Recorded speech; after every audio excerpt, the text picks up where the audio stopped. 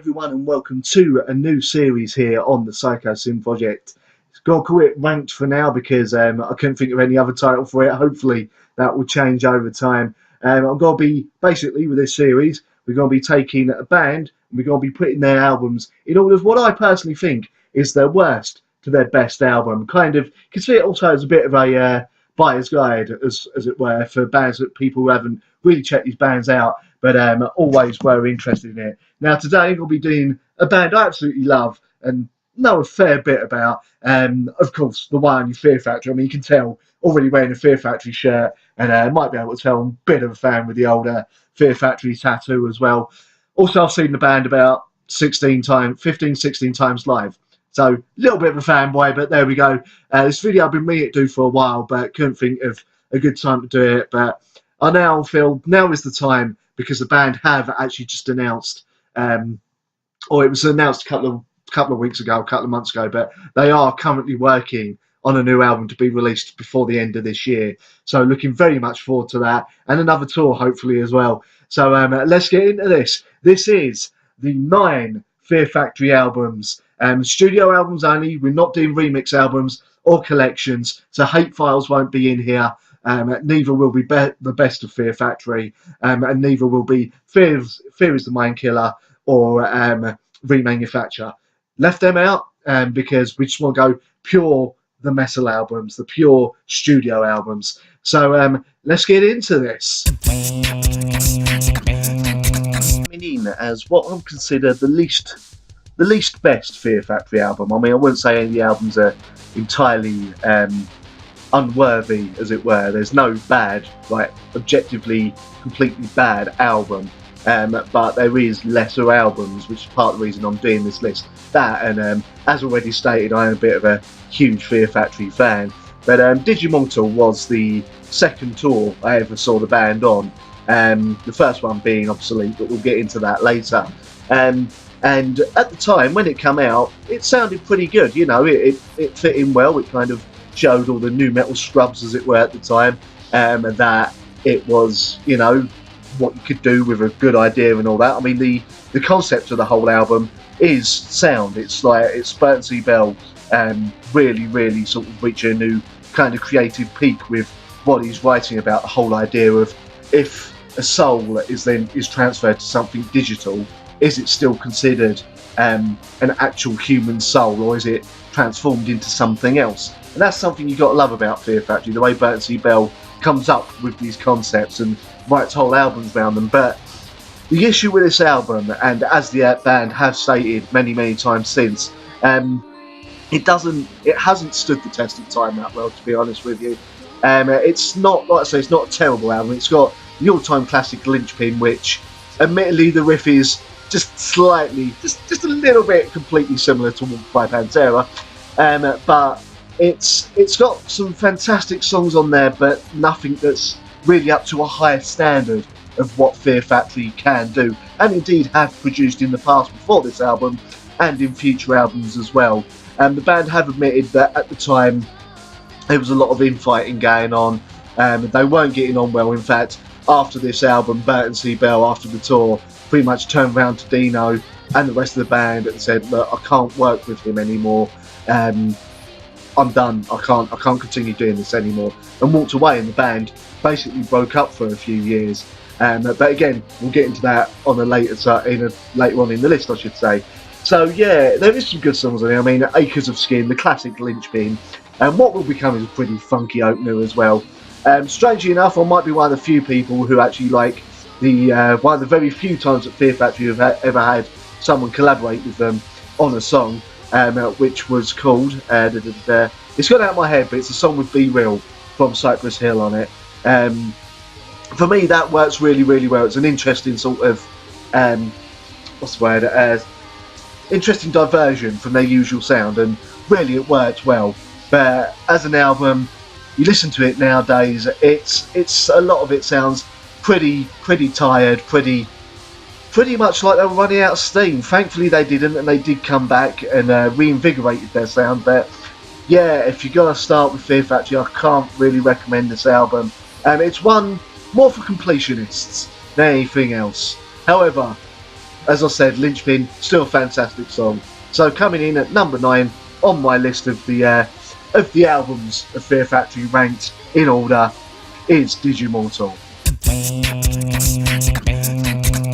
Up next is Transgression. Again, not a terrible album, but it turns out that over time of joining recording this album, their label at the time was kind of rushing them, and that's kind of half of the problem with this album. It's only 10 tracks long, which at the time was a little bit strange, and 2 of those songs are in fact covers of U2 and Killing Joke. Now, the U2 cover, you know, it gets a bit Fear Factory, but I can't say I'm a big U2 fan, so really I can't really tell you whether it's a fantastic cover or not. However, the Killing Joke cover, which they cover Millennium from the Killing Joke classic album Pandemonium, I believe it's Pandemonium, is a definite winner. They nail that perfectly, that cover.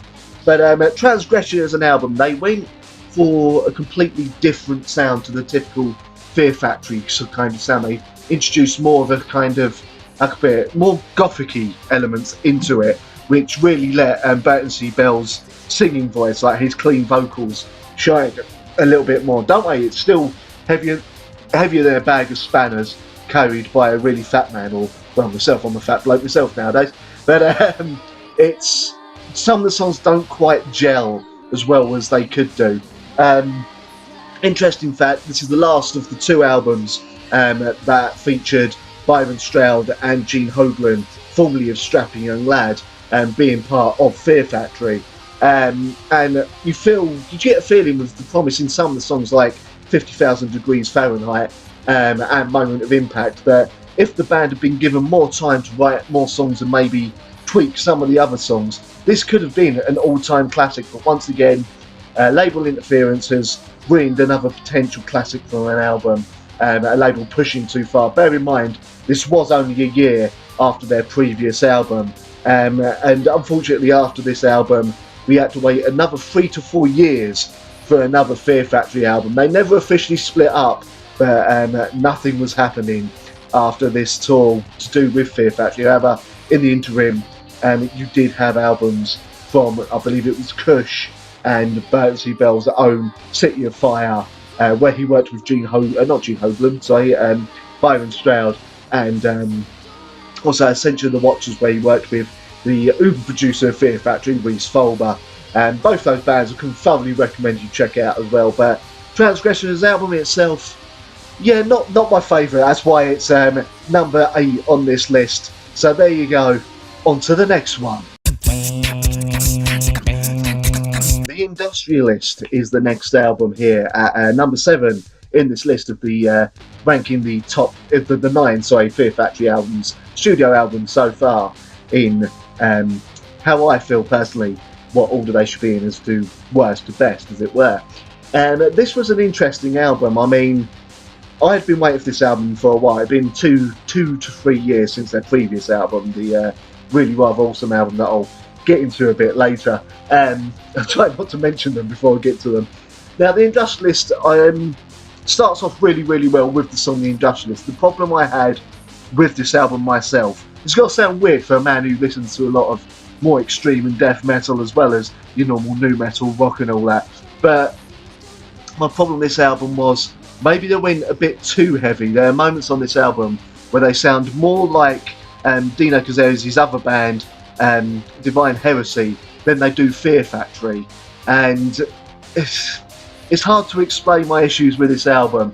In a way, I guess you could say some of the songs, because they're so overtly constantly punching you in the face with their heaviness, as it were, but maybe they get a little bit dull to my ears. Bertelsmann Bell, as always, in absolutely fine voice, and the riffs are there as well, but it's just, I don't know, I can't really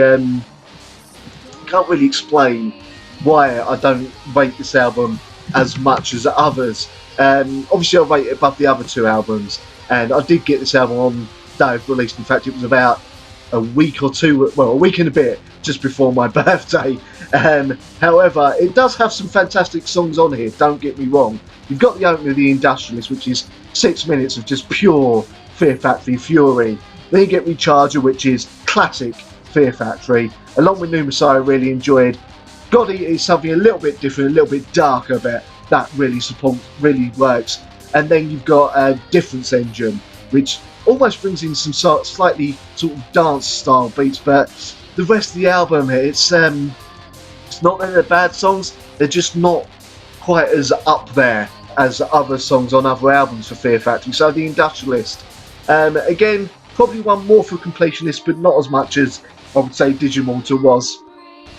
Definitely worth checking out. Give some of the songs a listen on YouTube. But yeah, and the Industrialist in here at number 7 on this first episode of Ranked.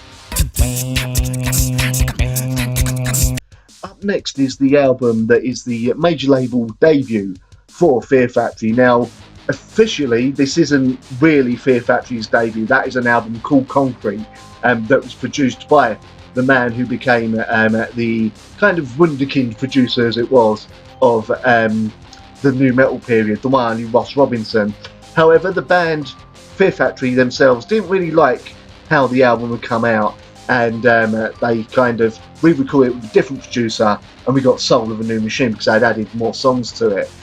Interesting fact, it is widely believed, or it has been said by Korn themselves, that original demo called Concrete, the original album original debut album, by Fear Factory, is the reason that Korn went with Ross Robinson to produce their debut album, and it had led them to getting a record deal as well. So there you go, something you may not have known, that Fear Factory were indirectly responsible for Korn getting signed. Whether you hold that against them or not, I'll leave up to you. Personally, I'm a Korn fan. Might do a ranked episode of what their albums at some point.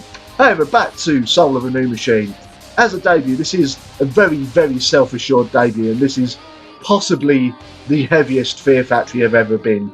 See, interesting fact about Fear Factory, even though they became more known as an industrial metal band, they actually started life as more of a kind of industrial death metal band with clean vocals. Now, back in 1992, when this was released, that hadn't been done before, or at least it hadn't been done to a huge degree from bands in the metal scene. So this, at the time, was something unique and something entirely new for the metal scene. And I can tell you now, it had a massive, massive impact. It helped really, really sort of put Fear Factory on the map. And it's got some of their classic songs that are still playing today, such as Scum Grief, they're still playing now, and of course the absolute classic Martyr. However, if you've only heard latter day Fear Factory, prepare yourselves, because these are not the same kind of vocals that you're used to from Battersea Bell. It's definitely an album well worth picking up. As I said, it is industrial extreme stroke death metal, so Battersea Bell's growls are a lot deeper. The production on here is, obviously, because I'd only started out and the technology weren't there, the production's interesting. The clean vocals maybe not quite as crisp as they came to be on later albums, but stick with it. This album does grow on you. It's a very, very good album, or one of the best debuts ever released by a metal band. However, in the pantheon of fantastic Fear Factory albums, which I would say is all of them, but obviously I'm doing this list to say what I feel is their least good and their best album. It comes in at number 6, Soul of a New Machine. Interesting facts about this album, I actually own this album twice. The reason being, I bought it when I first got into Fear Factory, because I'd originally heard an album that I'll come to later on, and I went back at the time to get the previous album, and bought Soul of a New Machine. Then a couple of years later, they'd remastered it. Not only did they remaster it, they remastered it with an extra disc, which was the not Soul of a New Machine, sorry, Fear is the Mind Killer EP, which is a 6-track remix EP of this album.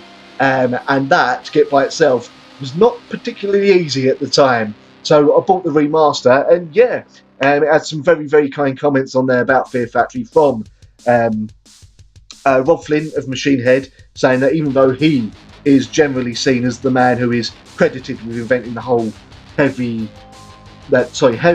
singing and clean vocal style, he entirely credits Battersea Bell of Fear Factory for that style. And there's also some really, really nice comments from Mark Hunter of Chimera, another band I absolutely love as well. Shannon split up. Anyway, this is about Fear Factory. I'm going off the point. There you go, Soul of the Machine. Go check it out. 4 years. 4 incredibly long years, during which there were reports that Fear Factory were over and done with. There were reports about the band being completely kind of fired, essentially, about the band breaking up, that there would never be another Fear Factory album.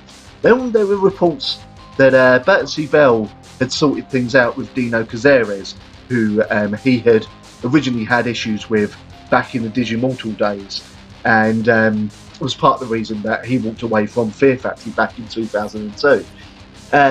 They had sorted things out. Then came the rumours that Fear Factory were coming back with a new lineup, nonetheless, and this is the lineup that has pretty much stayed as Fear Factory up until present day, and probably for the nearby future. The whole album was written by Burton C. Bell and Dino Cazares. On this tour, I believe they had, I think it's Matt DeVries, if I remember rightly, from Chimera, playing guitar, and the drummer they use now, whose name is completely going out of my head. I might be wrong on that as well. But Mechanize, 4 years I waited for this album, and my God, it was a painful 4 years waiting. Then it came out, and it was interesting to hear Dino back in the guitar spot. Was fantastic. Opening with the absolutely superb Mechanize itself, you knew the band were back, the machine had been plugged back in, and they meant business. And this was, again, one of the heavier Fear Factory albums, and some fantastic songs on here, like Fear Campaign, the anthemic Power Shifter, and Oxidizer, and ending with the usual Fear Factory ballad of the awesome Final Exit. So why, oh why, have I put this only at number 5 on my list? Well, it's because the next 4 albums are just a touch better for me. Maybe there's a touch of nostalgia to some of them, maybe not, I don't know. But this is an album that I listened to a few times, but I don't find myself going back to that much. I don't know why. Again, I think it's because at the time Dino was possibly still in the mindset of writing for Divine Heresy, so there's a bit more of a metalcore influence on this album, which doesn't quite fit the Fear Factory mold. Also, not much of an industrial influence on this album. And Fear Factory going straightforward metal, it could work, but we don't need that. We've got Divine Heresy for that, and we've also, for more of a rock influence, we got Burton C. Bell with City of Fire. So yeah, I think that's kind of my issue with this. Still a very good album, do not get me wrong, well worth your time. But yeah, it's on this list at number 5. So yeah, go check it out. Check out Fear Campaign, see what you think, and yeah, I think you'd enjoy it. Now this is a Fear Factory uber fan, as it were. I can't believe I've used the term uber fan. Now this, as a major sort of fanboy of Fear Factory, is where I really started running into problems in what order the album should be. I knew what I was having as number 1, but all the next 3 albums, the order I put these in, let me put it like this: they're all on equal billing of how much I love these albums. It's like by the thinnest of margins that the other 2 albums on this are above this album, and that the other album above the next album that I put on this list is above that. It's like the tiniest molecule-sized margin. But yes, in here at number 4 is the first Fear Factory album I ever heard, and in fact the first time I ever saw Fear Factory live on their 1999 UK tour, which I'll go into in a bit. Yes, Obsolete. Oh my God, this album. Bear in mind, when I heard this album, I was about 17, I believe, when it came out. Let's have a check. Yeah, I was 17 when this came out, and this was the very first hardcore metal live gig I'd ever been to as well, thanks to my mate Robert Day, who had introduced me to this band, lent me this album, and then I found out they were touring, and we saw this band, with someone who I don't speak to anymore called Faye. Anyway, with this album, this is an album that features many Fear Factory classic songs, and it's usually between this and another album we'll get to later that causes arguments about which is the best Fear Factory album. This album features guest appearances on 2 songs from the absolute UK legend himself, Gary Newman, on the songs Obsolete, and if you got the Digipack version of this album,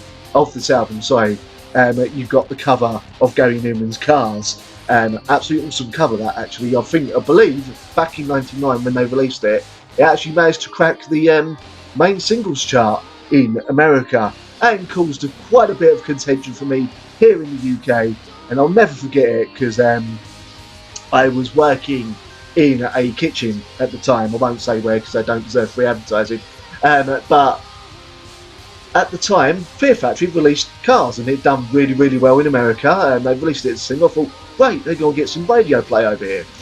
Then I don't remember if you remember the absolute I can't really say what I think of the man. There's a DJ called Armand Van Helsen, and he had released an album called Booty or something, I can't remember, I don't really care, that had sampled Cars. And guess who had released that sort of dance song at the same time as Fear Factory's cover? Yep, I blame Armand Van Helsen, if I've got the right guy, for ruining Fear Factory's chances of getting into the top 40 singles here in the UK. And you have no idea how much that annoyed me at the time. It continues to annoy me because I feel seeing Fear Factory on top of the pops would have been an experience like no other. So there you go. Anyway, back to the album. This also has the absolute awesome sort of Oscar. I don't know whether you could call it a power ballad or not as such, but the absolutely awesome epic song Resurrection on here. A song that I have yet to find anyone who hates. That is the song that you can introduce anyone to who likes metal and may not have heard Fear Factory. They go, holy Christ, that is awesome. It also has Edge Crusher, another absolute anthem which, if you've been at any rock or metal club in the last 18 years, there is a chance you've got to have heard that song at least once. Such a bouncy riff and so awesome. The album starts with a superb shock, and I just cannot praise this album enough. And as I said, it's by the slightest of margins that this comes in at number 4 on this, because there's 1 or 2 songs on here that aren't quite as strong as the rest of the album, but it's still absolutely superb album and well worth your time. In at number 3 is the first album of Fear Factory, first of the 2 albums, of Fear Factory, to not include Dino Cazares on guitar. This was the album that was the comeback album for Fear Factory after they split up in 2001. This was released in 2004 with a semi-new lineup featuring Burton C. Bell, Raymond Herrera, Christian Olbers, and then the new boy of Byron Stroud, previously of the absolutely awesome Strapping Young Lad, who I mentioned earlier. As an offshoot to that, I've met Byron Stroud twice, one at a Strapping Young Lad gig many years ago, and then during this tour I actually had to go into the venue to pick up my ticket. I was wearing my Fear Factory hoodie, Strapping Young Lad hoodie at the time, and so I'm just standing there by the office, sort of said hi to him, sort of got a picture with him and everything, and he's a really nice guy. He actually remembered me meeting him at the Strapping Young Lad gig. Absolutely superb guy, and let's face it, you're not going to beat that beard. Anyway, he's an awesome bassist. Honestly, if I could ever play bass half as good as him, I would be quite happy. Anyway, so off the point, Archetype. Wow, this is a return to the heavier roots of Fear Factory. Not full on to the Soul of the New Machine days, but they brought the heaviness with this album. They come right out the gates with the one and only song that is called, once I remember it, Slave Labour, there we go. And then they continue it with Cyber Waste, a song that is believed to be slightly aimed at Dino Cazares with its chorus of "Nothing you say will matter to us." I've kind of said that syncopated then because I was trying not to sing it. Then you've got Acts of God, Drones Are the Darkly Brilliant Drones, and then a song that many of you may have heard at the end of the original Saw during the credits, Bite the Hand That Bleeds, is on this album as well. The superb Human Shields, and something that was a little bit out of the ordinary before Transgression, they cover Nirvana's School on this album as well. Bit of an odd choice, not a Nirvana song many people probably know because it's off of their Bleach album, but they Fear Factory up and they do an absolutely superb job. So Archetype, honestly, I listened to this album on repeat consistently when it came out. My love for Fear Factory during that 3-4 year gap since they'd broken up had only increased over the years, to the point where, yeah, I'm an utter fanboy. I'm not going to bloody deny that. But yeah, Archetype. Honestly, if you're new to Fear Factory, this is one of the 4 albums I would recommend. One of the others would be Obsolete, and the other 2 we'll get to in a moment. And talking of the other 2, those of you who are Fear Factory fans, I wonder how many of you are wondering where this next album would end up. Well, let's get into it. So, how many of you Fear Factory fans out there was expecting this to be number 1? As I said, to my own personal list, I know I'm committing blasphemy here to all the Fear Factory fans out there by suggesting this isn't the number 1 de facto Fear Factory album, but to me there's just one slightly better album. As I said, these 4 albums that I've done on this list, these top 4, it's like by the very, very slightest of margins. Now, for those of you who weren't around at the time, or just checking this out because you want some advice on where to start with Fear Factory, Demanufacture was a game changer, an absolute game changer, not just for Fear Factory themselves, but for the entire metal scene. This was a complete shockwave, something new and fresh. Fear Factory had taken what they'd been doing on their debut album, A Soul of a New Machine, and refined it into absolute gold. This, Demanufacture, they've just played their 20th anniversary tour of it, not last year, the year before, where they played the entire album from start to finish live as the encore, and it was absolutely superb. This is the album that really, really did put the band on the map and got them some huge tours and made them legends, as it were. And this was the second album of theirs that I ever heard myself. This includes songs such as Replica, which was a massive single for them. You've probably heard it again in a lot of metal clubs. This has got Timelessness on it. It has also got Zero Signal, which was used in the cheesy but fun Mortal Kombat movie. It's got New Breed as well, an absolute heavy anthem. Dog Day Sunrise, they cover the Head of David song. Hunter Killer, the absolutely incredible Piss Christ on here. And of course, my favourite Fear Factory song of all time, Self-Biased Resistor, because that chorus is so life-affirming, and was a real show that Nancy Bell knew how to write absolutely incredible lyrics. Demanufacture, this album, oh god, the first time you hear it, it'll blow you away. This is Fear Factory's Rain in Blood, Fear Factory's Euthanasia, or if you want to say it in another way for Megadeth, this is Fear Factory's Rust in Peace. Even though I'm not a Metallica fan, this is Fear Factory's The Black Album. This is just absolutely superb, and yet it's at number 2. How's it at number 2? Well, that's because of this next album. So here we are, what I believe to be the number 1 Fear Factory album that everyone should have in their collection. Obviously Demanufacture and Obsolete and Archetype as well, I'd say. Really, I'd say all their albums, but like I said, I'm a Fear Factory fanboy, so I know there are some albums some people won't really get on with. But for me, it is in fact their latest album, Genexus.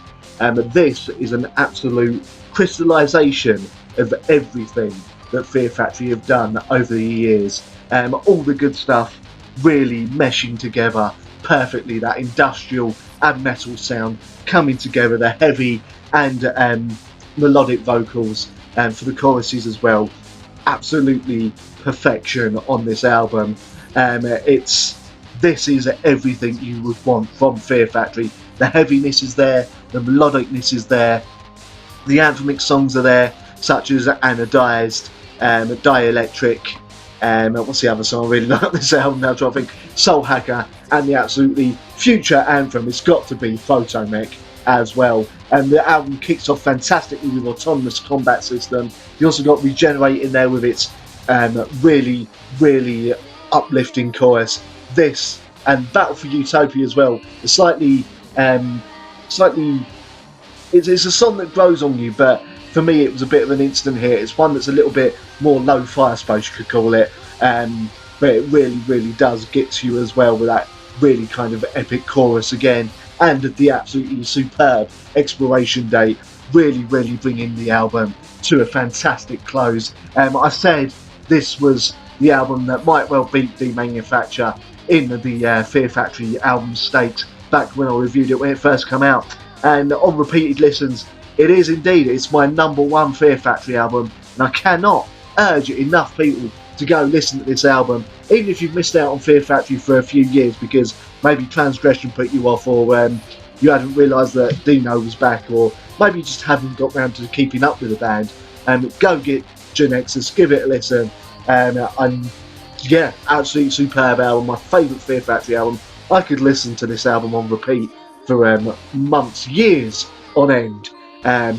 So there you go. I mean, Fear Factory have announced that they are working on a new album for release, hopefully by the end of this year. They're currently writing it, so looking very much forward to that. A little bit gutted that the UK only really got one tour for the Genexus tour. Hopefully the next album will get more tours as well, and the band will continue ahead.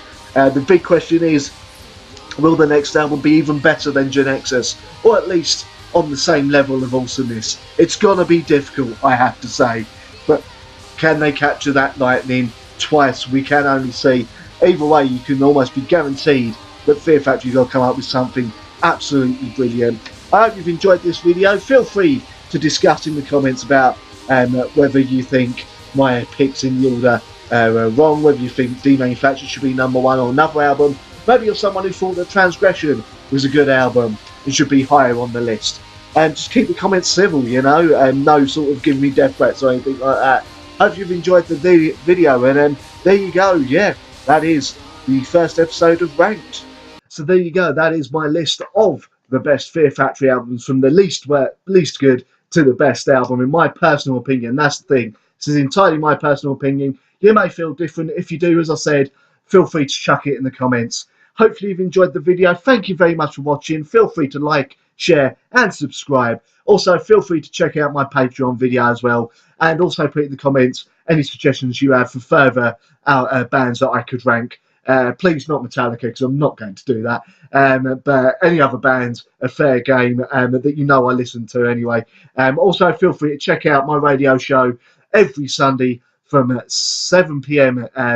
Sorry, is it 7 p.m? No, 8 p.m, sorry, GMT, 3 p.m. EST. So I got a bit confused there. We had a bit of a slight issue with time changes recently. But yeah, that's on www.thatmetalstation.com. Thank you very much for watching, and I'll see you next time.